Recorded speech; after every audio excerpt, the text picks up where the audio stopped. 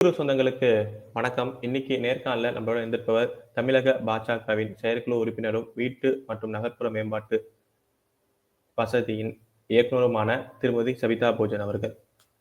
வணக்கம். வணக்கம். கருப்பு தினம் அப்படின்னு சொல்லிட்டு கோவையில உங்க மாநில தலைவர் திரு அண்ணாமலை அவர்கள் தலைமையில மிகப்பெரிய ஒரு போராட்டம் பண்ணீங்க. எந்த விதத்துல பயங்கரவாதத்துக்கு ஆதரவா திமுக அரசாங்கம் செயல்படுது? இந்த கேள்வியே மிகவும் குதர்க்கமான ஒரு கேள்விதான். தீவிரவாதத்திற்கு ஆதரவாக என்று சொல்லுவதை விட, தீவிரவாதத்திற்கு துணை போகின்ற விதமாக, அதை இன்னுமே ஊக்கப்படுத்தும் விதமாக ஒரு தீவிரவாதியினுடைய சவ ஊர்வலத்தை ஒரு தலைவரினுடைய சவ ஊர்வலம் அளவிற்கு மிகவும் ஒரு திருவிழாவாக கொண்டாட அனுமதி கொடுத்த என்று எந்த வகையிலுமே இந்த அரசாங்கத்தை மிக மிக அறுதியிட்டு கூறும் அளவிற்கு இந்த அரசாங்கத்தினுடைய நடவடிக்கைகளானது இருக்கிறது. அதாவது பாதுகாப்பு எடுத்துக்க கூடாதா? என்னன்னா நீங்க சொல்ற மாதிரி போலீஸ் தான் குவிக்கப்பட்டாங்க, ரைட்டு. அது மோதல் வரக்கூடாது அப்படின்னு சொல்லிட்டு பாதுகாப்பா கூட இருக்கலாம். போலீஸ் குவிக்கப்பட்டதை பத்தி கூறல. அவர் ஒரு பரோல்ல வெளியில இருக்கிற ஒரு மருத்துவ ட்ரீட்மெண்ட் எடுத்துட்டு இருக்கிற ஒரு கைதிங்க. ஒன்றா இரண்டா ஒரு விஷயத்தை நினைச்சு பாருங்க. இந்த மறதிங்கிறது ஒரு தேசிய வியாதியா போயிட்டு இருக்கு. அதை நம்ம ஒத்துக்கலாம். ஆனா எதுக்கெல்லாம் மறக்கணும்னு சொல்லி கொஞ்சமாவது மக்களுக்கு ஒரு யோசனை வேண்டாமா? உப்பு போட்டுதானே நாம சாப்பிடுறோம். உப்பு பிளட்ல நமக்கு கலக்குதா இல்ல கலக்குறது இல்லையாங்கிறதுல எனக்கு இப்ப ரொம்ப டவுட்டா இருக்கு. இந்த இந்து மக்களுக்கு உண்ணுகின்ற உணவில் இருக்கின்ற உப்பு ரத்தத்தில் ஏறுகின்றதா இல்லை ஏறுவதில்லையா என்பதுல சந்தேகம் இருக்கு எனக்கு. 1998 பிப்ரவரி 14 இந்த குறிப்பிட்ட இந்த பாட்ஷா என்கிற இந்த தீவிரவாதி கோயம்புத்தூர்ல குண்டு வச்சு 58 பேர் ஆன் ஸ்பாட்ல செத்து போயிருக்காங்க. 58 உயிரை குடிச்சவன். அது மட்டும் இல்ல, 250க்கும் மேற்பட்ட சாதாரண அப்பாவி மக்கள் கைய கால எல்லாம் இழந்து ஊனப்பட்டு, எனக்கு தெரிஞ்ச சமீபத்துல ஒரு சில ஆண்டுகளுக்கு முன்னாடி நான் ஒரு பெரியவர் சந்திச்சேன். ரொம்ப தள்ளாடிய வயதுல இருக்கிறாரு. அவருடைய மனைவிக்கு கண்ணு தெரியல. காரணம் என்னன்னு கேட்கும் பொழுது, இதே இந்த பாம்பு பிளாஸ்ட்ல கண்ணாடி ஒரு கண்ணாடி குவியல்கள் அப்படியே மொத்தமா அவங்களோட முகத்துல பட்டதுல 2 கண்களுமே ரொம்ப டேமேஜ் ஆகி நர்வ்ஸ் எல்லாம் டேமேஜ் ஆகி டோட்டலா அவங்களுக்கு ஐ லாஸ் ஆயிடுச்சு. ஃபேஸ் அவங்களோட முகமே இல்லாத அளவிற்கு வேறு மாதிரி மாறிடுச்சு. இந்த சோகங்களை உள்ளடக்கி அதை சரி பண்ண முடியாத கட்டத்துல ஒரு பார்வை இழந்தவராக இது வரைக்குமே இருந்துட்டு வராங்கன்னு சொல்லி அவர் எனக்கு சொல்றாரு. இந்த பாம்பு பிளாஸ்ட்ல அடிபட்டதுன்னு சொல்லி எத்தனை பேர் அது நமக்கு தெரியாம அதுல அடிபட்டு இதை இன்னும் சொல்லி என்ன பிரயோஜனம் விதியே அப்படின்னு சொல்லி எத்தனை பேர் இருக்காங்க. இத்தனை பேருடைய உயிரை குடித்த ஒரு குற்றவாளி அவன்.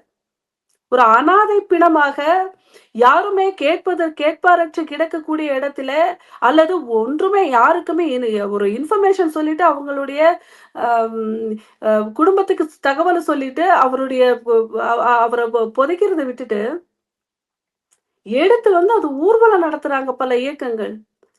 அதுக்கு பொதுமக்களும் அதுல கலந்துக்கிறாங்க. இதை இந்த கட்சி தலைவர்கள் நாளை இந்தியாவை வடிவமைக்க போறவர்கள் என்று சொல்லிட்டு இருக்கக்கூடிய பல கட்சி தலைவர்களும் அதுல வெக்கமே இல்லாம சுரணையே இல்லாம கலந்துக்கிறாங்க.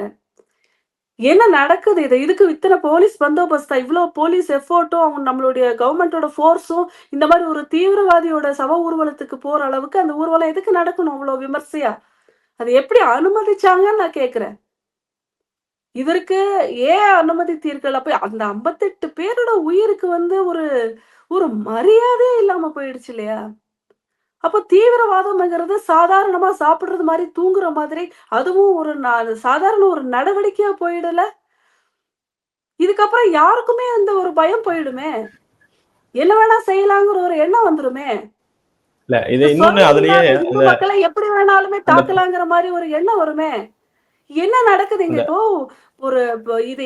இது யாருமே நம்ம மதத்தளவுல பேசல. நீங்க விட்டுருங்க. அங்க கலந்துக்கிட்டவங்க, அந்த ஒரு குறிப்பிட்ட மதத்தை சார்ந்தவர்கள் எல்லாமே அங்க பெரும்பான்மையா இருக்கிறாங்கங்கிறதெல்லாம் விட்டுருங்க. குண்ட வச்ச தீவிரவாதின்னு சொல்லி சட்டத்தால அடையாளப்படுத்தப்பட்டு தண்டனைக்குள்ளாகி குற்றவாளியா இருக்கிற ஒரு மனுஷனுக்கு, இந்த அளவிற்கு ஒரு ஆர்ப்பாட்டம் தேவையா? அந்த அளவுக்கு ஒரு காவல் தேவையா? அப்ப கருப்பு தினம்னு நாங்க அனுசரிச்சா, அண்ணாமலை அண்ணாமலை அவர்களும், பாரதிய ஜனதா கட்சியினுடைய சொந்தங்களும், அதன் கூட சேர்ந்த மற்ற அத்தனை அமைப்புகளும், இந்த மாதிரி அரசாங்கம் துணை போகுதுன்னு சொல்லி ஒரு கருப்பு தினத்த நாங்க அதுக்காக அனுசரிச்சா, அவர கைது பண்றாங்க. வெட்கக்கேடு. ஒரு ஒரு ஒரு அரசாங்கத்தினுடைய ஒழுக்கக்கேடு. இது அத்துமீறல். ஒரு கடமை தவறல். எப்படி வேணா பண்ணுங்க. எல்லா கெட்ட சம்பவங்களுக்கும் திராவிட முன்னேற்றக் கழகமான துணை போகுது. இப்ப ரீசென்ட்டா எடுத்துக்கங்க. போதை மருந்துல இருந்து, கேரளால இருந்து இல்ல கொட்டப்படுற அது கழிவுல இருந்து, அதுக்கு இந்த முன்னாடியே தீவிரவாதத்திலிருந்து அதுக்கு முன்னாடியே அங்கேயே அந்த பொது மேடையில ஒரு மாநில தலைவர் பேசுறப்ப பல அதிர்ச்சியான தகவல் சொல்றார். முபீன் அவர் வந்து பிளான் பண்ணது 7 இது. அதுல ஒவ்வொன்னு ஃபர்ஸ்ட் இது இங்க, 2வது வந்து கமிஷனர் ஆபீஸ் அங்க கோவை அப்படின்னு சொல்லிட்டு ஒவ்வொரு தகவலும் சொல்றார். இது எங்கேருந்து கிடைக்க பெறுகிறது? இதிலும் தமிழக அரசாங்கம் இங்க தவறு செய்றாங்க. இவங்களுடைய அ இந் இந்த இந்த இதோட இன்வெஸ்டிகேஷன் ரிப்போர்ட் அண்ணாமலை எல்லார்கிட்டயும் சொல்றாரு. நீங்க கூகுள் பண்ணி பாருங்க அப்படின்னு சொல்லி.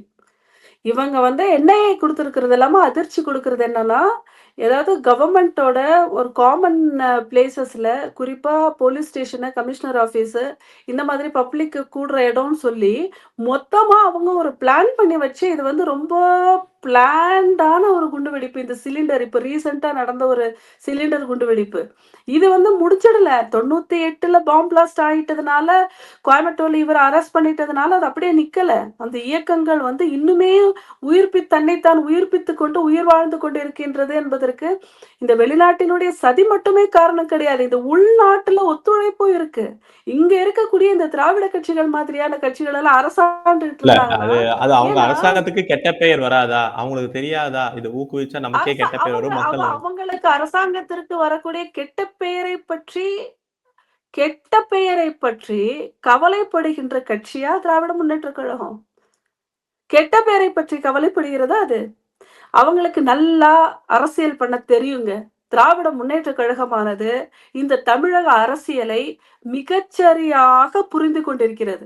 எப்படின்னா, இந்த தமிழக அரசியல்ல இதுவரைக்குமே இந்த தமிழக அரசியல அவங்க உயிர் போட வச்சுட்டு இருக்கிறது பெரியார் என்கின்ற ஒரு தலைவர். அதே மாரி மத்தியில இங்கிருந்து போகின்ற எல்லா எம்பிகளும் அங்க உயிர் போட வச்சுட்டு இருக்கிறவரு அ ய அம்பேத்கர் என்கின்ற ஒரு தலைவர். இந்த 2 தலைவர்களும் இந்த சாதியத்திற்கான ஒரு தலைவர்களாக, இந்த சாதிகளை அழிப்பதற்கான அல்லது அரசியலமைப்பு சட்டத்தில இந்த சாதிகளை மறுவரையறை செய்த அல்லது அதற்கான ஒரு தனித்துவத்தை கொண்டு வந்த என்று சொல்லக்கூடிய ஒரு அரசியல் தலைவர் அம்பேத்கர் அவர்கள். இங்க சாதியினுடைய பெயரை சொல்லி, அந்த சாதிக்காக நான் போராடுகின்றேன் என்று சொல்லி, அது ஒரு போலியாக எங்களை பொறுத்தவரை அது ஒரு போலியான தோற்றமாக இருந்தாலுமே கூட, அதுபோல் ஒரு பிம்பத்தை ஏற்படுத்தியவர் வந்து ஈவே ராமசாமி அவர்கள். இந்த 2 தலைவர்களை வந்து எப்பொழுதுமே உயிர்ப்பா வச்சுட்டுப்பாங்க. மட்டுமே ஒரு மகாத்மா காந்தியை பற்றியோ, அல்லது மற்ற உயிர்விட்ட அத்தனை தியாகிகளை பற்றியோ, சுதந்திரத்திற்காக போராடியவர்களை பற்றியோ, முதல் அரசியலமைப்பு சட்டத்தினுடைய முதல் அரசாங்கத்திலே வந்த எல்லா தலைவர்களை பற்றியோ, இந்த மக்களுக்காக அனுதினமும் யோசித்து யோசித்து பணியாற்றிய காமராஜர் அவர்களை பற்றியோ, ஒரு கக்கன் போல ம ஒரு நீதி உள்ள ஏழ்மையான அந்த நீதியை பின்பற்றி வாழ்ந்த அமைச்சர்களை பற்றியோ இவங்க எங்கேயுமே பேசல. அவங்க அந்த தலைவர்கள் இவங்களுக்கு தேவையும் இல்ல. அஞ்சலி செலுத்துறதோட அவங்களுடைய வேலையை நிறுத்திக்கிறாங்க. இந்த உயிர்ப்பித்து வைக்கக்கூடிய அவங்கள அப்படி திரும்ப திரும்ப பேசி பேசி வைக்கக்கூடிய இந்த 2 தலைவர்கள் எதுக்காகன்னா, மிகச்சரியாக அரசியல். இந்த தமிழகத்தினுடைய அரசியலை வந்து புரிந்து கொண்டு இந்த 2 தலைவர்களை வந்து வச்சிருக்காங்க. எதுனாலும் இந்த சாதியை அழிவதற்கோ, அது இல்லாம செய்வதற்கோ இவங்க விடவே மாட்டாங்க. சாதியை உயிர்ப்போட வைக்கணும்னா, இந்த சாதியத்திற்காக போராடிய குரல் கொடுத்த தலைவர்களை திராவிட உயிர்ப்போட கட்சிகள் வைக்கணுங்கிறது சாதி அரசியல் தீர்மானமா இருக்காங்க. பண்றாங்கங்கிறீங்களா? 100% பண்றாங்க. சாதிய ஒழிக்கிறோம். இப்ப எங்கெங்க ஜாதி இருக்கு? தொழில் அடிப்படையில வந்தது. இப்ப இவங்க ஸ்டாலின் அவர்கள் அவருடைய ரூம கிளீன் பண்றவரோட உட்கார்ந்து சாப்பிடுவாரா? அதை நீங்க சாதின்னு சொல்லுவீங்களா? என்னன்னு சொல்லுவீங்க? ஒரு காலத்துல அந்த மாரி இருந்தது. அதற்கு பெயரே சாதின்னு சொல்லி அது எல்லாமே சரியாகி இப்போ சரிசமமான ஒரு நல்ல சமூகம் நடந்துட்டு இருக்கும்போது கூட நீ இதை செஞ்ச, நீ அப்படி இருந்த, நீ அப்படி இருந்த, நீ அப்படி இருந்த. இது என்ன அதை திருப்பி திருப்பி அந்த சாதியினரை வந்து டேக் பண்ணி எதுக்கு வந்து அவங்களுடைய மனதில் இருக்கக்கூடிய அந்த ஒரு ஒரு ஒரு ஒரு ஒரு இந்த இந்த வன்மத்தை வச்சுக்கிட்டு எதுக்காக அரசியல் பண்ணணும்? சாதி ஒழிஞ்சு போச்சு. அது ஒன்ஸ் ஃபார் ஆல் விட்டுட்டு அடுத்த ஆக்கப்பூர்வமான அரசியல் என்னங்கிறத பாக்கணும்ன்ற அந்த எண்ணம் வர்றதில்ல தானே. இத்தனைக்கும் இவங்க ஒன்னும் பண்ணல. வெறும் பேச்சு வாய் அளவுல தான் இதை சொல்லிட்டு இருக்கிறாங்க. ஆனா அங்கீகாரம் கொடுத்திருக்கிறாங்களா? இது வரைக்குமே இல்ல. இத நாங்க செய்யறோம் செய்யறோம் செய்யறோம் செஞ்சுட்டு இருக்கிறோம், நாங்க தான் செஞ்சோம்னு சொல்றவங்க என்ன செஞ்சிருக்காங்கன்னு பார்த்தா ஒரு மண்ணாங்கட்டியும் இல்ல. ஆனா வேற ஏதாவது ஒரு பாஜக அம்பேத்கருக்காக என்ன செஞ்சது? பாஜக நான் என்ன அம்பேத்கருக்காக என்ன கேக்குறேன்னா, பாஜக அம்பேத்கருக்காக என்ன செய்யல? காங்கிரஸ் அம்பேத்கருக்காக என்ன செஞ்சது? நீங்க முதல்ல காங்கிரஸ் அம்பேத்கருக்காக என்ன செஞ்சதுன்னு சொல்லுங்க. அப்புறம் பாரதிய ஜனதா கட்சி அம்பேத்கருக்காக நான் என்ன செஞ்சதுன்னு நான் சொல்றேன். ஏன்னா பேசுனது, பிரச்சனை இழுத்தது, அமித்ஷா ஜி மேல குற்றம் சாட்டினது எல்லாமே காங்கிரஸ். அவங்க ஃபர்ஸ்ட் அம்பேத்கருக்காக என்ன செஞ்சாங்க? ஏதாவது ஒண்ணு சொல்லுங்க. அவரை அவமானப்படுத்தினாங்க. சட்டத்துறை அமைச்சரா பார்த்து அழகு பார்த்தது காங்கிரஸ். அழகு பார்த்தது ஏன் பாதியில வந்தாரு? அவர் அழகு பார்ப்பதற்கு முன்னாடி வந்து எத்தகைய போராட்டங்களுக்கு பிறகு அவர் வந்தாரு? எந்த அளவிற்கு வந்து அவர் சட்டத்துறை அமைச்சரா இருக்கும்போது அவர் மேல வந்து வன்மத்தை கக்கினது காங்கிரஸ்? அவருக்கு விருது கொடுக்கறதுக்கு எதுக்குங்க அத்தனை போராட்டம் போராடினாங்க? ஒவ்வொரு தடவையும் ஒரு விருது வந்து அறிவிக்கப்படுவதற்கு அத்தனை முட்டுக்கட்டையா இருந்தது யாரு? பாராளுமன்றத்துல அவருடைய சிலை அல்லது புகைப்படத்தை நிறுவனம்னு பாரதிய ஜனதா கட்சி கேட்கும்போது அதுக்கு அப்போஸ் பண்ணது யாரு? எல்லா இடத்துலயுமே இவரை வந்து அவமானப்படுத்தி இவரை இருக்கும் பொழுது இவர் சரியாக உபயோகிக்காமல் இவருக்கு ஒரு துணை போகாமல் இவர் வந்து அந்த அளவிற்கு வந்து அலைக்கழிக்க வைத்து விட்டு இறந்ததற்கு அப்புறம் இப்பொழுது அரசியலுக்காக இன்றளவுல வந்து அரசியலுக்காக அவரை திருப்பி உயிர்ப்பித்து கொண்டு வந்து ஒரு அரசியலுக்காக அவர் விளம்பரப்படுத்திட்டு இருக்கிறது எவ்வளவு ஒரு கேவலமான விஷயம். இந்த திராவிட முன்னேற்ற கழகத்தை சொல்றேன். அடுத்தது என்னன்னா, நீங்க பேச விடல.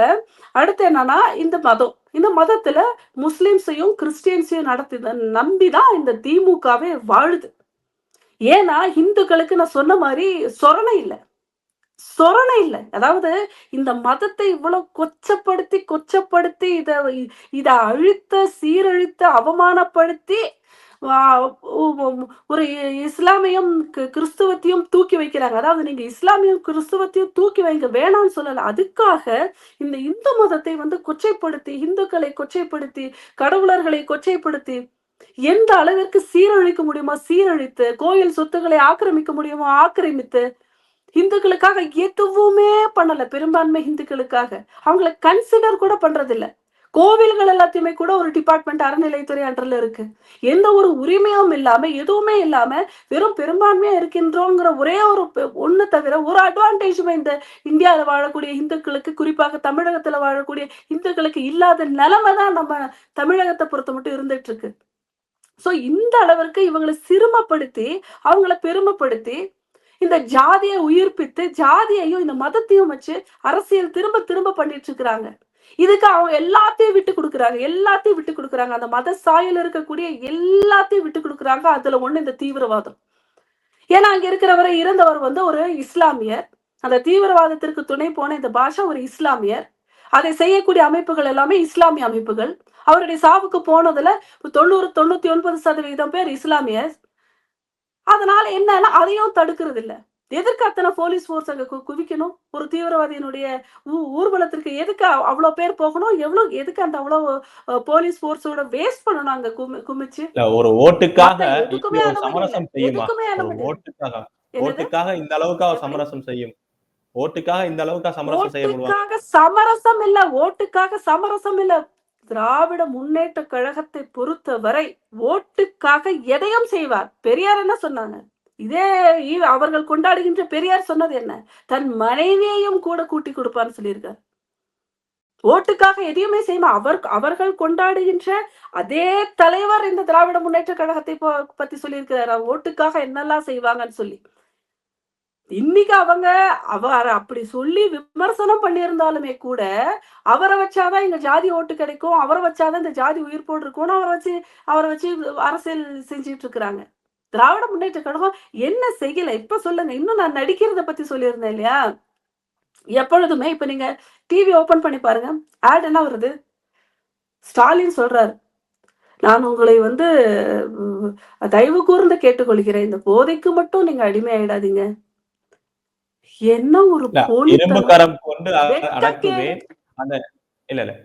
இன்னொன்னும் அவர் என்ன சொல்லியிருக்காருன்னா, அந்த கமிஷனர் ஸ்டோரெல்லாம் பேசுறப்ப, நான் சர்வாதிகாரியாக மாறுவேன். இளைஞர்களை போதை பழக்கத்திலிருந்து மீட்க வேண்டும் சொல்லிட்டு, எத்தனை ரைடுகள், எத்தனை இது வந்து பிடிக்கப்படுறாங்க. அதுல எதுவுமே ஆக்ஷனே எடுக்காமயா இருக்காங்க இங்க தமிழக அரசு. இத்தனை புழக்கத்திற்கு காரணமானதே தமிழக அரசு தான். இது சென்ட்ரல்ல நம்மளுடைய போதை ஒழிப்பு துறை பண்ணுன அவங்களுடைய ஆக்டிவிட்டீஸ்ல தான் இது எல்லாமே நடந்துட்டு இருக்கே தவிர, உள்ள இல்ல, இவங்க எது முதலமைச்சரோட துணை முதலமைச்சரோட தீவிரவாதியை கைது பண்ணா நின்ன போட்டோல பயங்கரவாதி, போஸ் தீவிரவாதி. கொடுத்து சினிமா சினிமாவிற்கு முதலீடு செய்கிறேன் பேர் வழின்னு சொல்லி வந்த ஒரு மாபெரும் போதை ஆசாமி யாரோட நின்னு போஸ் கொடுத்துட்டு இருந்தாரு? போதைய ஒழிக்கிறேன், போதைய அழிக்கிறேன்னு சொல்ற ஒரு அரசாங்கத்துல இருக்கக்கூடிய ஒரு போதைக்கு துணை போகக்கூடிய ஒரு பெரிய ஒரு கேங்ஸ்டர் வந்து ஒரு முதலமைச்சரையும் துணை முதலமைச்சரையும் மற்ற அத்தனை அமைச்சர்களையும் ஈஸியா அப்ரோச் பண்றாங்கன்னா இவங்க தான் அப்படியே பாதுகாப்பு கொடுக்குறவங்களா? இவங்க எப்படின்னா கண் துடைப்பு எப்படி பண்றது?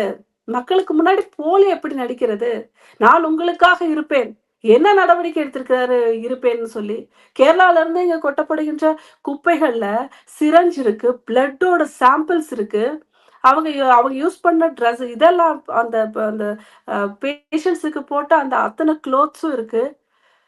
இதெல்லாம் வரும்போது ஒரு குறைந்தபட்ச மனசாட்சி தானே கவர்மெண்ட்டுக்கு எதுவும் தெரியாத நடந்ததா? நேரு அமைச்சருக்கு தெரியாமல் நடந்திருக்கிறதா? எதுக்கு நடிக்கிறாங்க? எல்லாத்தையும் செய்ய வேண்டியது அப்புறம் எதுவுமே செய்யாத மாதிரியான ஒரு நடிப்பை வந்து கொடுக்க வேண்டியது. ஏன்னா இப்பவும் உடனே மக்கள் வந்து 72,000 ரூபாய் அதுக்காக செலவு பண்ணி ஏமாற்றப்படுகிறார்கள். ஒரே நாள்ல அங்க இருந்த கழிவுகள் எல்லாமே அகற்றப்பட்டிருக்குன்னு கோர்ட்லயே தமிழக அரசாங்கம் எப்போ சொல்லியிருக்காங்க. அண்ணாமலை அவர்கள் வந்து ட்வீட் போடுறாரு. அத கொட்டல அது திரும்பி போலன்னா ஜனவரி 1 வீக் நானே லாரி எடுத்துட்டு போய் கொட்டுவேன். அப்புறம் நடக்குது. ஏன்னா இது அண்ணாமலை சொல்லணுமா? அறிவு வேண்டாம். இதை ஆள்கின்றவர்களுக்கு ஒரு அறிவு வேண்டாம். மருத்துவ கழிவுகள். அத விடுங்க. இப்போ இன்னைக்கு கேரளால இருந்து உணவு கழிவுகளும், மருத்துவ கழிவுகளும் இன்னொரு லாரியில வந்துட்டு இருந்திருக்கு. அத அந்த செக் போஸ்ட்ல தடுக்குறாங்க. அந்த செக் போஸ்ட்ல இன்னைக்கு தான் அவங்களுக்கு தெரியுதா? குப்பையும் மருத்துவ கழிவுகளும் போயிட்டு இருக்கு தமிழ்நாட்டுக்குள்ளன்னு. இத்தன நாள் தெரியலையா? ஏன் இப்பதான் செக் போஸ்ட்ல வந்து எல்லா ஃபெசிலிட்டீஸும் வந்திருக்கா? இல்ல இப்பதான் செக் போஸ்ட் அங்க போட்டுருக்காங்களா? இத்தனை நாள் கவர்மெண்ட்டுக்கு தெரியாம உள்ள போனது கவர்மெண்ட்டுக்கு தெரியாம எப்படிங்க உள்ள போகும்? அது கரெக்ட்டா அறநிலையத்துறையில இருக்கக்கூடிய ஒரு இடத்துக்கு நடுவுல கொண்டு போய் கொட்டுறது. ஏன் கேட்கறதுக்கு ஆள் இல்லையே! இது ஒரு ஒரு ஒரு ஒரு சர்ச்சுக்கோ, ஒரு ஒரு மசூதிக்கோ சொந்தமான இடத்துல போய் குப்பை கொட்டியிருந்தீங்கன்னா, கேட்கறதுக்கு 1000 பேர் இருக்காங்க. ஓட்டுக்காக பிச்சை எடுக்கிறதுக்காக அண்ணாமலை சொன்ன மாரி ஓட்டு பிச்சை வாங்குறதுக்கு 1000 பேர் இருக்காங்க. அவங்க பிச்சை பாத்திரத்துல கரை படிஞ்சிடக் கூடாதுன்றதுக்காக போய் வந்து எல்லாருமே கேட்பாங்க. அற நாதி எட்ட கதி இல்லாத இந்துக்கள் தானே. இன்னும் பங்களாதேஷ்ல வந்த மாரி நிலைமை இந்தியாவுல வர்ற மட்டும் இப்படிதான் இருப்போம். என்ன சாப்பிட்டாலும் உப்பு மட்டும் உடம்புக்கு ஒட்டவே ஒட்டாது. இந்துக்களுக்கான கட்சி தானே பாஜகன்னு சொல்றீங்க. என்னதுங்க? இந்துக்களுக்கான கட்சி பாஜகன்னு சொல்றீங்களே. இந்துக்களுக்கான கட்சி இல்ல. இந்தியாவிற்கான கட்சின்னு சொல்றேன் நான். பாரதிய ஜனதா கட்சி எப்பங்க வேற்றுமைப்படுத்தி பார்த்தது? நாதியற்று போன இந்துக்களுக்காக இந்துக்களுக்கும் சேர்த்து குரல் கொடுக்கிறது பாரதிய ஜனதா கட்சி. அதற்காக அவங்க எந்த இடத்துலயுமே கிறிஸ்தவர்களையோ இஸ்லாமியர்களையோ எந்த இடத்துல பாரதிய ஜனதா கட்சி என்ன பண்ணுச்சுங்க? எந்த கிறிஸ்தவரும் எந்த இஸ்லாமியரும் இந்த தேசத்துல வந்து ரொம்ப கஷ்டத்தோடு வாழுறாங்க. பாரதிய ஜனதா கட்சி வந்ததுக்கு அப்புறம் அவங்களுக்கு என்னங்க பிரச்சனை வந்தது? அவங்களுக்கு எல்லாமே அதிகமாயிடுச்சே தவிர அவங்களோட சலுகைகள்ல இருந்து அவங்களோட ஃபெசிலிட்டிஸ்ல இருந்து அவங்களுக்கு கொடுக்கறது எல்லாமே அதிகமாயிருக்கே தவிர உலக அளவுல வாழக்கூடிய அத்தனை இஸ்லாமியர்களையும் கிறிஸ்தவர்களையும் வெளிநாடுகள்ல வாழ்பவர்களை ஒரு இந்தியர்களாக பெருமைப்பட வைத்ததை தவிர பாரதிய ஜனதா கட்சியும் இதோட தலைவர்களும் பண்ண தப்புதான் என்ன? எப்பங்க யாருங்க பிரிவுபடுத்தி பார்த்தா? ஆனா என்னன்னா தமிழகத்தை பொறுத்த மட்டும் இந்துக்களை ரொம்பவே ஏறி மிதிக்கிறதுனால குரல் கொடுக்கும் போது பொதுவாக குரல் கொடுக்கும் பொழுது நீங்க ஒரு இந்து கட்சி அதுல தப்பு என்னங்க இருக்கு? யார்தான் நமக்காக கேட்பாப்போ? இன்னைக்கு வந்து ஒரு கிறிஸ்துமஸ் மேடையில ஸ்டாலின் அவர்கள் பேசுறாரு. உங்களுக்காக கிறிஸ்தவர்கள்ட்ட சொல்றாங்க, உங்களுக்காக நாங்கள் இருப்போம். இந்த வெறுப்பு அரசியல் ஏங்க கிறிஸ்துமஸ் விழாவுக்கு கூப்பிட்டுருக்காங்க. ஒரு முதலமைச்சருங்கிற வழியில. அவங்க எல்லாமே தமிழ்நாட்டுக்குள்ளதான் அந்த கிறிஸ்துமஸ் விழா நடக்குது. கலந்துகிட்டவங்க எல்லாம் தமிழ்நாட்டு ஆளுங்க. சோ தமிழகத்திற்கு அவருடைய முதல்வரான ஸ்டாலின் அவர்கள் இருக்கிறாங்க. அப்போ நாங்க இருக்கோம், நீங்க இருக்கீங்க, அதனால உங்களுக்கு தான் ஓட்டு போட்டிருக்கோம், நீங்க தான் இருக்கீங்க. அங்க போய் என்னது வெறுப்பு அரசியலுக்காக நாங்க துணை நிற்போம். மத்திய எதுவோ அங்க இருந்து இஸ்லாமியர்களையும் இந்த கிறிஸ்தவர்களையும் இந்த தேசம் வந்து ஏதோ நாளைக்கு கிளம்பி போங்கங்கிற அளவுக்கு பண்ண மாதிரி இது உலக தேசத்திற்கு இல்லாத மக்களுக்கு அடைக்கலம் கொடுத்துட்டு இருக்கக்கூடிய ஒரு ஒரு தர்மத்தோடு பயணிக்கின்ற ஒரு ஆட்சியில இருந்துட்டு இவங்க என்ன இப்படி பிம்பப்படுத்தி பேசுறாங்க? உங்களுக்காக நான் என்னமோ நடந்துகிட்ட மாதிரியும் ஏதோ நிர்கதியாக கிறிஸ்தவர்களும் இஸ்லாமியர்களும் இருப்பது போலவும் இவர்கள் தான் அதே மாதிரி இங்க தமிழகத்துல அப்படி என்ன நிர்கதியாக இல்ல அதே மாதிரி தமிழகத்துல இந்துக்கள் அப்படி நிர்கதியா இருக்காங்க? இல்ல இந்துக்கள் தான் நிர்கதியா இருக்காங்க. நீங்க சொன்னதுல வேலிட் பாயிண்ட் அதுதான். நிர்கதியாக நிற்பதே இந்துக்கள் தான். எப்படி எந்த விதத்துல இருக்காங்க? கேட்கறதுக்கு ஆள் இல்ல. அவங்க கட்சியில சொல்றாங்க எங்க கட்சியில 80% பேர் இந்துக்கள்ங்கிறாங்க. அதுதாங்க அந்த இந்துக்கள் எல்லாத்தையுமே ஜாதியில வச்சு அவங்க அடைச்சு வச்சிருக்காங்க. 80% இந்துக்கள்ல பாதி இந்துக்களை யோசிக்க விடாத மாதிரி உங்க ஜாதி ஜாதி ஜாதின்னு சொல்லி அழிந்து போன ஒன்றை இன்னும் இருப்பதாக உயிர்ப்பித்து அவங்களை அதே மனநிலைமையில வச்சிருக்காங்க. அவங்களுடைய ஜாதி என்னன்னு அவங்களை மறக்க திராவிட முன்னேற்ற கழகம் அனுமதிக்காது. நீங்க எழுதி வச்சுக்கோங்க. இன்னும் எத்தனை வருஷம் ஆனாலும் சரி இவங்க ஜாதியை ஒழிப்போம்னு சொன்ன இந்த திராவிட முன்னேற்ற கழகம் 25 ஆண்டுகள் கடந்து இப்ப 30 ஆண்டுகள் 6 முறை ஆட்சி நடத்தி முடிக்க போறாங்க. இத்தனை ஆண்டுகளாண்ட ஒரு திராவிட முன்னேற்ற கழகம் இன்னும் மட்டுமே ஜாதியை வந்து பேசிட்டு இருக்குன்னா அப்ப ஜாதி ஒழிஞ்சதா? நீங்க தானே அரசாள்றீங்க. ஸ்டேட்ல உங்களுடைய கவர்மெண்ட் தானே இத்தனை வருஷம் இருந்திருக்கு. ஜாதி 5 வருஷம் 10 வருஷத்துல ஒழிச்சிட முடியாது. இன்னும் ஏன் அதை வச்சு வச்சு வச்சு வச்சு நீங்க வந்து அரசியல் பண்றீங்க? உங்களுக்கு ஜாதி இருந்தாதான் இங்க அரசியல் பண்ண முடியும். ஒருத்தன் வந்து மனதளவுல அவனை கூலி குறுக வச்சாதான் அதனுடைய வெளிப்பாடா அவனுடைய வீரியத்தோட வெளிப்பாடா நீங்க ஓட்டு பிச்சை வாங்க முடியும். அவனுடைய பொருளாதாரத்துல இருந்து மேல விடாம படிக்க விடாம ஒரு மும்மொழி கொள்கை தெரியாம இந்த தேசத்தை பத்தி தெரியாம இருந்தாதான் நீங்க கொடுக்குற 500 ரூபாய்க்கும் நீங்க கொடுக்குற ஒரு பிரியாணி பொட்டலத்துக்கும் அவனை அடிமையாக்க முடியும். இந்துக்கள் எல்லாமே இப்படி அடிமையாகி போயிட்டாங்க. காலையில எந்திரிச்சு சாமி கும்பிட்டாலுமே கூட இந்த தேசத்தை யோசிக்க முடியாத அளவிற்கு ஒரு பக்கம் உதவியும் இன்னொரு பக்கம் இது போல பணத்தையும் உணவு பொட்டலத்தையும் கொடுக்குற அளவுக்கே ஒரு மனுஷனை வந்து இந்து பெரும்பான்மையான இந்துக்கள் அப்படிதான் இருக்காங்க. ஏங்க கிறிஸ்தவர்களும் இஸ்லாமியர்களும் அப்படி இல்லைங்க. இஸ்லாமியர்கள் வந்து அவங்களுக்கு எல்லா ஹிந்தி சர்வசாதாரணமாக அவர்களுடைய தாய்மொழி தமிழ் கிடையாது. அவங்களுக்கு ஹிந்தி பேச தெரியும். இந்திய அளவுல அவங்களுக்கு எல்லா இடத்துலயுமே தொடர்பு இருக்கு. எல்லா வியாபாரமும் அவங்கதான் பண்றாங்க. ஒரு பெரும்பான்மையா நீங்க வந்து வியாபாரம் பண்றவங்க யாருன்னு பார்த்தா அவங்கதான். கிறிஸ்தவர்களுக்கு நல்ல ஆங்கில அறிவு இருக்கு. எல்லா கிறிஸ்தவ பள்ளிகள்லயும் முதன்மையாக ஆங்கில மீடியம்ல படிக்கிறவங்க அத்தனை பேருமே கிறிஸ்தவர்கள் தான். அங்க இருக்கக்கூடிய தமிழ் மீடியம்ல தான் அதுக்கப்புறம் இந்துக்கள் இருந்து நிறைய பேர் படிக்கிறாங்க. ஒரு சில கிறிஸ்தவர்களுக்கு தான் ஆங்கில மீடியம்ல முன்னுரிமை கொடுக்கப்படுகிறது. நீங்க செக் பண்ணி பாருங்க நான் சொன்னது ஒரு சரியா தவறான்னு சொல்லி. ஆங்கில அறிவு அவர்களுக்கு அதிகம், ஹிந்தி அறிவு இவர்களுக்கு அதிகம். தமிழை தன் உயிராக நினைத்து கொண்டாலுமே கூட தமிழோடு மட்டுமே உறவாடி மற்ற எந்த ஒரு தேசத்திற்கோ மற்ற எந்த ஒரு மாநிலத்திற்கோ எந்த ஒரு தொடர்பும் இல்லாம வஞ்சிக்கப்படுவது இந்த சாதாரண இந்து மக்கள் தான். எப்பதான் அவங்களுக்கு அது புரிய போகுதுன்னு எனக்கு தெரியல. எல்லாருமே இப்ப ஏன் கிறிஸ்தவர்கள் வந்து திராவிட முன்னேற்ற கழகத்தையும் இஸ்லாமியர்கள் திராவிட முன்னேற்ற கழகத்தையும் தாங்கணும்? மதம் என்கின்ற ஒரே ஒரு விஷயத்துக்காக. சரி, பாரதிய ஜனதா கட்சி வந்து இந்துக்களுக்காக இருக்கிற கட்சி தானே. எத்தனை இந்துக்கள், பெரும்பான்மை 80% இந்துக்கள் எங்களுக்கான கட்சின்னு ஓட்டு போட்டிருக்காங்களா? அந்த மாதிரி சிந்திச்சிருக்காங்களா? ஏன் வந்து ஒரு கிறிஸ்தவருக்கு கிறிஸ்தவத்தின் மேல் இருக்கக்கூடிய அந்த அக்கறையும் அவர்கள் மதத்தின் மேல் இருக்கின்ற பற்றும் அவர்களுடைய நம்பிக்கை மேல் இருக்கின்ற அந்த மரியாதையும் அவர்களுடைய கடவுளர்கள் மேல் இருக்கின்ற மரியாதையும் ஏன் இந்துக்களுக்கு வர மாட்டேங்குது? அந்த கடவுளர்களையும் அந்த மதத்தையும் அதனுடைய நெறிகளையும் தாண்டி கொடுக்கின்ற 500 ரூபாயும் பிரியாணி பொட்டலமும் ஒரு குவார்டர் பாட்டிலும் ஏன் ரொம்ப உயர்ந்ததாக தெரிகிறது? அப்ப நமது வாழ்க்கை முறை, நம்மளது நெறிமுறைகள், நமது கடவுளர்கள் இவர்கள் எல்லாமே ஒண்ணும் இல்லையா? ஏன் இந்துக்கள் இந்த அளவிற்கு நாம ரொம்ப ரொம்ப ரொம்ப குறைந்த அளவுல சிந்திக்கிறோம்? எப்பதான் இந்துக்களுக்கு ஒரு ஒரு விழிப்புணர்வு வரும்? கோயிலுக்கு 26ல ஏக்கர் வருமா? கணக்குல தானம் கொடுத்த நம்பிக்கை நிலங்கள் இருக்கா எல்லாம் எங்க? உங்களுக்கு? கோயிலுக்கு நான் கேட்கிறேன், கோயிலுக்கு ஏக்கர் கணக்குல தானம் கொடுத்த நிலங்கள் எல்லாம் எங்க? கோயில்ல கோடிக்கணக்குல இருந்த நகைகள் எல்லாம் எங்க? அரசாங்கத்துக்கிட்ட இருக்கு. அது ஒரு பொதுவான அரசாங்கம்.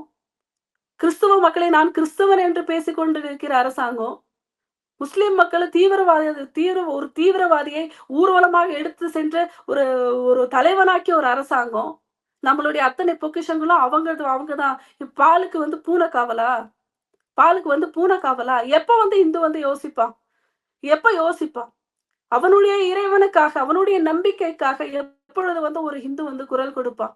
பாரதிய ஜனதா கட்சி அத்தனை பேருக்குமான கட்சியாக இருக்கின்றது. அவர்கள் எங்கேயுமே ஒரு கிறிஸ்தவரையோ அல்லது ஒரு இஸ்லாமியரையோ ஒரு மரியாதை இல்லாமல் பேசினதோ, இவர்களுக்கு இந்து மக்களுடைய ஓட்டு வேணும்ன்றதுக்காக அவங்கள சிறுமப்படுத்தி பேசினதோ, நான் எல்லா இடத்திலயும் நான் ஒரு ஹிந்துன்னு சொல்லி அவங்கள ஒரு சிறுமப்படுத்தி ஒரு கொச்சைப்படுத்தினதோ, அந்த மாதிரி ஏதாவது ஒரு தலைவர்கள் இந்த தேசத்துல இருக்கிறாங்களா? பாரதிய ஜனதா கட்சியை சேர்ந்த தலைவர்கள் இன்னும் எவ்வளவு பெருந்தன்மையோடு இன்னுமே அந்த தன்மைக்கும் தர்மத்துக்கும் மரியாதை கொடுத்துதான் எல்லாருமே நமது நமது பாரதிய ஜனதா கட்சியோட போராட்டமே கிறிஸ்தவர்கள் ஆனாலும் இஸ்லாமியர்கள் ஆனாலும் இந்துக்கள் ஆனாலும் நமது தேசம் இந்தியர்கள் என்கின்ற உணர்வுல ஒன்றிணையணும். இந்த பாரத மாதாவினோட பிள்ளைகளாக அத்தனை பேருமே ஒன்றிணையணும். நமக்குள்ள மொழியில வேற்றுமை இருந்தாலும், மதத்துல வேற்றுமை இருந்தாலும், ஜாதியில் வேற்றுமை இருந்தாலும், தேசம் என்று வரும்போது நாம் ஒன்றிணைந்து விட வேண்டும் என்பதற்காகத்தான் பாரதிய ஜனதா கட்சி எல்லாத்தையும் முன்னெடுக்குது. எந்த இடத்துல பாரதிய ஜனதா கட்சி பெரும்பான்மை இந்துக்களுக்கு நாங்கள் இருக்கிறோம்னு சொன்னாங்க? சொல்லல. அவங்க அப்படி சொல்லணுங்கிறத எங்களுடைய எதிர்பார்ப்பு தான். ஏன்னா நாதி இல்லாமல் போய்கொண்டிருக்கிறது இந்த இந்து மக்களினுடைய நிலை. எப்படி பாருங்க, இந்த எலெக்ஷன் வருதுன்னு தெரிஞ்ச உடனே முதலமைச்சரும் உதயநிதியையும் அந்த கிறிஸ்துமஸ் விழால கரெக்டா போய் பிராண்ட் பண்றாங்க. கிறிஸ்தவர்களுக்கு இந்துக்களுக்கு அதை பார்க்கும்போது கூட ஒரு ஒரு உறுத்தலே இல்ல பாருங்க. திராவிட முன்னேற்ற கழகத்துல இருக்கக்கூடிய இந்துக்கள் எல்லாம் எப்பதான் யோசிப்பாங்க? அவங்களுக்கு நெத்தியில ஒரு திருநீர் வைக்கும் பொழுது மனசு உறுத்தாதா?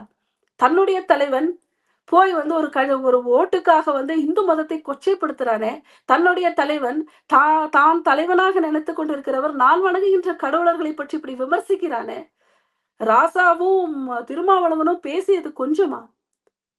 எவ்வளவு அவமானங்களை கொடுத்தாலுமே கூட அதை அப்படியே தொடச்சிட்டு அந்த கட்சியோட இது என்னுடைய கட்சி என்னுடைய கட்சின்னு எப்படிதான் அந்த திராவிட முன்னேற்ற கழகத்துல இருக்கக்கூடிய இந்துக்களுக்கு போக முடியுது எனக்கு புரியல.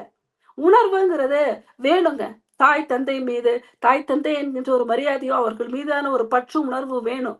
அடுத்து ஒரு குருவின் மீது ஒரு மரியாதையும் ஒரு பற்று உணர்வும் வேணும். அடுத்து நாம் கும்பிடும் நமது கடவுளர்கள் மீது ஒரு பற்று உணர்வு வேணும். ஏன்னா அதுதான் அவங்கதான் நம்மளுடைய நம்பிக்கை. அப்ப இத்தனை பற்றிய உணர்வையும் துறந்து விட்டு போகின்ற அளவிற்கு திராவிட முன்னேற்ற கழகம் உங்களுக்கு நியாயமா இருந்திருக்கா? உங்களுக்கு நியாயமா இருந்திருக்கா? அந்த இந்துக்களுக்கு நியாயமா இருந்திருக்கா? எல்லாத்தையும் துறந்து நாங்க போறோன்ற அளவுக்கு திருப்பி உங்கள் மீது இருக்கு அந்த வன்மத்தை கக்குது, உங்களை முட்டாளாக்குது, உங்களை சிறுமப்படுத்துது, உங்களை அசிங்கப்படுத்துது. எங்க இங்க ஒரு முஸ்லீமையோ ஒரு கிறிஸ்டினையோ ஒரு விமர்சனம் பண்ண சொல்லுங்க பாப்போம். அப்படி பண்ணாங்கன்னா ஒரு ஓட்டு கிடைக்குமா? இந்துக்கள் மட்டும் ஏன் அப்படி யோசிக்க மாட்டேன்றாங்க? கிறிஸ்தவர்கள் சரியா அவங்களுக்கு பிடிக்குதோ பிடிக்கலையோ டிஎம்கே ஓட்டு போடணும்னு ஏன் போடுறாங்க? மதத்திற்காக போடுறாங்க. யாரும் ஸ்டாலினுக்காக போடல. முஸ்லிம்ஸ் அவங்க மதத்திற்காக போடுறாங்க. யாரும் ஸ்டாலினுக்காக போடல. நான் அறுதிட்டு சொல்றேன். ஹிந்துஸ் மட்டும் அந்த மதத்தை ஏதோ அவங்க வீட்டு பாத்ரூம்ல வச்சு பூட்டிட்டு போறாங்க. ஏன் அந்த அளவுக்கு கேவலமா அதை உங்களுடைய மதத்தை நீங்கள் நடத்துகிறீர்கள்? உங்கள் மதத்தை நீங்க கேவலமா நடத்துறதும் உங்க தாய் தந்தையரை கேவலமா நடத்துறதும் ஒண்ணுதான். உங்களுடைய நம்பிக்கை எது? இல்ல அவங்கள மாதிரி சொல்லிருங்க, நான் ஒரு நார்த்திகன், எனக்கு கடவுளர்கள் மீது பற்று இல்ல, நான் கடவுளர்களை மதிக்கவில்லை, நான் ஹிந்து கிடையாது, எனக்கு எந்த மதமும் கிடையாதுன்னு சொல்லிட்டு நீங்க என்னமோ பண்ணிட்டு போங்க. இந்துக்கள் எல்லாம் போங்க, அல்லது கிறிஸ்தவத்திற்கோ இல்ல இஸ்லாத்துக்கோ மதம் மாறிட்டு நீங்க போங்க. காலையில எந்திரிச்சு கடவுளை சாமி கும்பிட்டு திருநீரை போட்டுட்டு அதுக்கு ஜஸ்ட் ஆப்போசிட்டா பேசக்கூடிய, அவமானப்படுத்தக்கூடிய ஒரு தலைவனை வந்து என்னுடைய தலைவன்னு பெருமிதம் பண்ணிக்கிட்டு எப்படி போக முடியுதுன்னு எனக்கு இன்னும் தெரியல. என்னதான் அவங்களுடைய மைண்ட் செட், என்னதான் அவங்களுடைய கொள்கை? ஜாதியை உயிர்ப்பிச்சு வச்சிருக்காங்க. நீங்க ஊனா எல்லாருமே இந்த டிஎம்கேல இருக்கிறவங்க எல்லாருமே ஜாதியை பத்தி எழுதுவாங்க, ஜாதியை பத்தி பேசுவாங்க. எங்களுக்கு நீங்க எல்லாமே பார்ப்பன. எங்கெங்க வேற்றுமை இருக்கு? இப்ப எந்த ஜாதியை வந்து அவங்க அனுபவிக்க அந்த மாதிரி பிரச்சனைகளை பாக்குறாங்க? எல்லாம் சரியாயிடுச்சு. நம்ம எல்லாமே நல்லா பயணிச்சுட்டு இருக்கிறோம். அதே அவரை இதே ஜாதி இவருக்கு பெரியாருக்காக போராடினோம், இவங்களுக்காக போராடினோம்னு சொல்றாங்க இல்லையா? ஸ்டாலினுடைய வீட்டுல அவருடைய சமையல்காரரோட அவர் உட்கார்ந்து சாப்பிட்டிருப்பாரா? அவருடைய கழிவறையை சுத்தம் பண்றவர் கூட அவர் உட்கார்ந்து சாப்பிட்டிருக்கிறாரா? அவர்களுடைய அறைய அவரோட பகிர்ந்திருக்கிறாரா? அவரையும் தனக்கு இணையா மேசையில் அமர வச்சிருக்கிறாரா? அப்போ அந்த இடத்துல வரக்கூடிய வேற்றுமை, தொழிலாளர் வர வேற்றுமை தப்பு கிடையாது. அதுவே முற்காலத்துல இருந்த தொழிலாளர் வந்த வேற்றுமை அது தப்பா? அவங்கவங்க தொழில செஞ்சுட்டு இருந்தாங்க. அதுக்கு உள்ள பூந்து இது உயர்ந்தது, இது தாழ்ந்தது, நீங்கள் தாழ்ந்த ஜாதி, நீங்கள் அப்படி, நீங்க இப்படின்னு சொல்லி ஒரு அரசியலை பண்ணி, அதுக்கு ஒரு பிராண்டா இந்த ஈவேராவை வச்சு, இன்னும் மட்டுமே அவங்களுடைய அப்படியே அந்த ஆறாம அந்த புண்ணை திரும்ப திரும்ப திரும்ப திரும்ப நோண்டி விட்டு, அந்த தாழ்வு மனப்பான்மையை அவங்களுக்கு நிறைய கிரியேட் பண்ணி விட்டு, எவ்வளவு அரசியல் பண்ணிட்டு இருக்கிறாங்க. அதை எப்ப இந்த மக்கள் புரிஞ்சுப்பாங்க? ஜாதி என்கின்ற அந்த ஒரு கட்டுப்பாட்டுல இருந்து ஃபர்ஸ்ட் வெளியே வாங்க. இப்ப ஜாதி கிடையாது, ஒண்ணும் கிடையாது. இப்போ இந்தியாவினுடைய அச்சுறுத்தலே மதம் தான். உங்களுக்கு எல்லாம் போக்கிடம் இல்லை. இந்த தேசம் தான் நம்மளோட ஒரே நமக்கு இருக்கக்கூடிய ஒரே ஒரு ஆதரவுனா இந்த தேசம் தான். நமக்கு இருக்கக்கூடிய ஒரே மண்ணுன்னா இந்த இந்திய தேசம் தான். பங்களாதேஷுக்கு வந்த நிலைமையை திருப்பி இந்தியாவுக்கு கொண்டு வருவதற்கு நீங்களே போயிடாதீங்க. உங்களுடைய சந்ததிக்கு தான் அது. நீங்களே உங்க சந்ததிக்கு வச்சு வைக்கக்கூடிய விஷம். உங்க சந்ததிகளுக்கான ஒரு சீரழிந்த ஒரு எதிர்காலத்தை திருப்பி நீங்க திராவிட முன்னேற்ற கழகங்கிற பேர்ல கொடுத்துக்கிட்டு இருக்கிறீங்க. உங்களுடைய முட்டாள்தனத்தை மிக சரியாக பயன்படுத்தி ஆட்சி பண்ணிட்டு இருக்கிறான். அதே மாதிரி இந்த கிறிஸ்தவர்களுக்கும் இஸ்லாமியர்களுக்கும் கூட சொல்லிக் கொள்வது அதுதான். இங்க இருந்து நீங்க வெளியே போனா இந்தியரா தான் வெளியே போக முடியும். இங்க கிறிஸ்தவராவோ இல்ல ஒரு இஸ்லாமியராவோ நீங்க வெளியே போக முடியாது. நீங்க இந்தியர்கள்ங்கிறத இந்தியாவில் இருக்கும் போதே உணருங்க. அதுக்கு எல்லாமே வெளிநாடு போய் தான் உணரணும்ட்டு இல்ல. ஒரு இந்தியரா ஒன்றுபடுங்க. திருப்பி இந்த மதத்தை வச்சு அரசியல் பண்ற இந்த திராவிட முன்னேற்ற கழகத்தை தலையில தூக்கி வச்சுட்டு எதுக்கு ஆடணும்? இந்த ஒரு பிரிவினைக்கும் இந்த மாதிரியான ஒரு அவங்க அட்வான்டேஜ் எடுக்கிறதே அது உங்களை சிறுமப்படுத்துறதுன்னு நீங்க வந்து ஏன் புரிஞ்சுக்கல? இது எல்லாத்துல இருந்து விடுபட்டாதான் தேசம் வந்து சரியாகும். ஆனா ஒரு தீவிரவாதிய ஒரு 58 பேரை கொன்னு ரத்தத்தை உடம்ப செதச்சி கொன்னவன, 250 பேருடைய வாழ்க்கையை கேள்விக்குறியாக்குனவன, குண்டு வச்ச ஒரு தீவிரவாதிய, ஒரு சிறையில் இருந்த ஒரு குற்றவாளிய மாபெரும் தலைவராக்குன பெரிய பெயர் வந்து திராவிட முன்னேற்ற கழகத்துக்கு தான் சேரும். அது அவர்களால தான் முடியும். குற்றவாளிகளுக்கு துணை போவதற்கும் அவர்களை தலைவராக்குவதற்கும் இருக்கின்ற ஒற்றை கட்சினா அது திராவிட முன்னேற்ற கழகம். இந்த சீமானுக்கெல்லாம் அப்பப்ப ஏதாவது பைத்தியம் பிடிச்சிருந்தா என்னன்னு தெரியல. நாம் தமிழர்னு பெருசா என்னமோ பேசிக்கிட்டு இருந்துட்டு அவரை போய் தந்தை உறவாடிட்டு இருக்கிறார். இளைஞர்கள் 4 பேர் இவருக்கு பின்னாடி இப்ப போன இளைஞர்களுக்கு எல்லாம் இப்ப வந்து கன்ஃபியூஸ் ஆயிடுச்சு. என்னடா இது அப்படின்னு சொல்லி. ஏங்க நீங்க நல்லதோ கெட்டதோ ஒரு சமூக தலைவரா வரீங்க. யாரை என்னவென்று அழைப்பதுன்னு ஒரு குறைந்தபட்ச ஒரு இது வேண்டாம், ஒரு அடிப்படை வேண்டாம். நல்லதா கெட்டதோ 4 பேர் உங்களை ஃபாலோ பண்றாங்க, 4 பேருக்கு நீங்க தலைவராகிறீங்கன்னா ஒரு குறைந்தபட்ச ஒரு இது வேணாம். ஓட்டுக்காக எதையும் செய்வீங்களா? பெரியார் குறிப்பிட்டது போல இது அதையும் தாண்டி ஒரு துரோகம். தேசத்திற்கே துரோகம் இழைத்து விட்டு திராவிட முன்னேற்ற கழகமானது நாங்கள் தான் சரியான அரசு என்று விளம்பரம் பண்ணிட்டு இருக்கிற ஒரு அவலம் இந்த உலகத்திலேயே இந்த தேசத்திலேயே தமிழகத்துலதான் நடக்குது.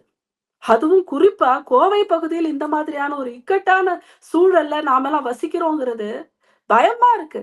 எதிர்காலம் எப்படி இருக்குமோன்ற ஒரு பயமா இருக்கு. இது எங்க கொண்டு போய் முடியுமோன்ற ஒரு பதட்டமா இருக்கு. சிலிண்டர் குண்டு வெடிப்பு சொல்லுது, அது குண்டு வெடிப்புன்னு. இவர் சொல்றாரு அது சிலிண்டர் வெடிச்சதுன்னு. என்ன ஒரு போலித்தனம்! எப்படியான ஒரு கட்டுக்கதை! ஒரு முதல்வருடைய பேச்சு அப்படியா இருக்கணும்? அண்ணாமலை ஒவ்வொரு ரெஃபரன்ஸ் எடுத்து அங்க கொடுக்கிறாரு. எத்தனை பேருக்கு வயிறு எரியுது தெரியுங்களா? இது என்ன ஆட்சியில நம்ம எடுக்கிறோம்?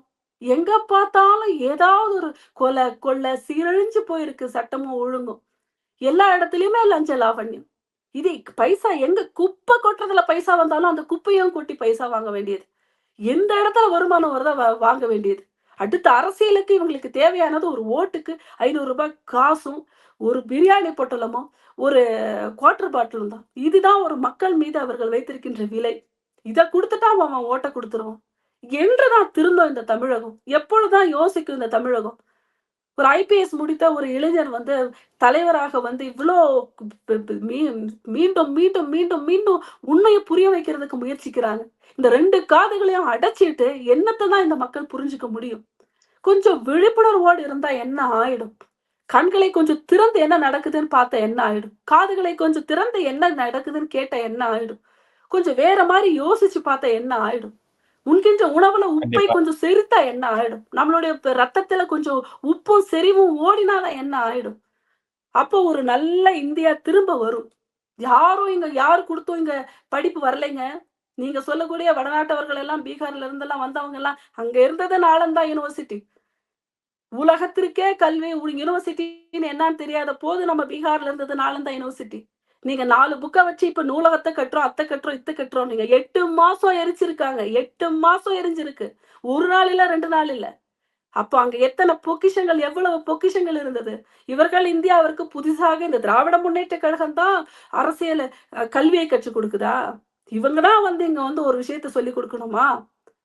இதோட பெருந்தன்மை எல்லாத்தையும் அழிச்சுட்டு, புதுசா என்னத்த வரலாறு உருவாக்க பாக்குறாங்க? மக்கள் எல்லாம் உஷாராகணுங்க. மக்கள் எல்லாம் விழிப்போடு இருக்கணும். வரலாற தெரியணும்.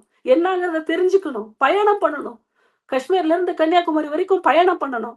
என்ன நடந்திருக்குன்னு தெரியணும். உண்மையான வரலாறு என்னன்னு தெரியணும். நம்மள நாம மீட்டெடுக்கிறதுக்கு நம்ம சந்ததிகளுக்கு கத்துக் கொடுக்கணும். நம்ம தேசத்த கட்டுக்கோப்பாகவும், அதே தன்மையோடவும், இந்த தேசத்திற்கே இருக்கக்கூடிய பண்பாடோடவும், கலாச்சாரத்தோடவும் இந்த தேசத்த திருப்பி மீட்டெடுக்கிறதுக்கு இளைஞர்கள் எல்லாம் வரணும். இந்த போதை வஸ்துக்கள்ல இருந்து, இந்த ஜாதி வஸ்துக்கள்ல இருந்து, போலி இந்த திராவிட அரசியல்ல இருந்து மக்கள் விடுபடணும்.